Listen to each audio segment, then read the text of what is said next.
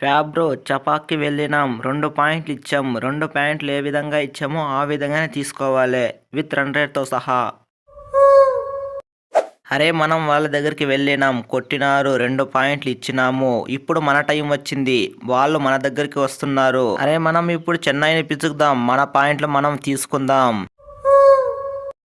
అరే first match లో 2 పాయింట్లే తీసుకున్నాం. ఈ మ్యాచ్ లో స్పాటే ఫిక్స్ చేస్తాం ప్లే ఆఫ్స్ కి. అరే సిఎస్కే తో బౌలర్స్ లేదంటున్నారు.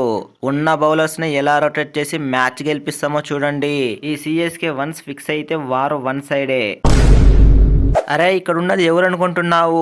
నమ్మ బెంగళూరు కా రాజా విరాట్ కోహ్లీ. అరే 1 కాదు 2 కాదు ఏకంగా 4 మ్యాచ్లు వరుసగా గెలుచుకుని వస్తున్నాం. మీపై మ్యాచ్ గెలిచి రికార్డు సృష్టిస్తాం. ఆర్సీబీ అంటే ఫ్లవర్ కాదు ఫైర్ అని నిరూపిస్తాం.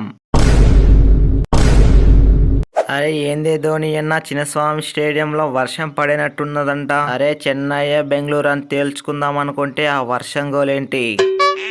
అరే ఏంది తమ్ముడు అంత మాట అంటున్నావు? వర్షం పడితే మనకే కదా మంచిది. ఒట్టిగానే 1 పాయింట్ వస్తుంది. ఈజీగా ప్లే ఆఫ్స్ కి వెళ్ళిపోతాము. ఆ తర్వాత చూపిస్తాం మన చెన్నై పవర్ ఏంటో. అరే వర్షం పడితే మన పరిస్థితి ఏంటి విరాట్ బ్రో? వర్షం పడితే మన పరిస్థితి జెండాపై కపిరాజే. అరే మీరెవరు భయపడకండి. వర్షం అయితే పడదు. మనం 5 మ్యాచ్లు గెలిచినందుకన్నా వర్షం పడదు. విరాట్ బ్రో ఈ మ్యాచ్ గెలవనీకు ఏదైనా టిప్స్ ట్రిక్స్ ఉంటే చెప్పరాదే? అరే టిప్సులే గాడిది గుడ్డు లేదు.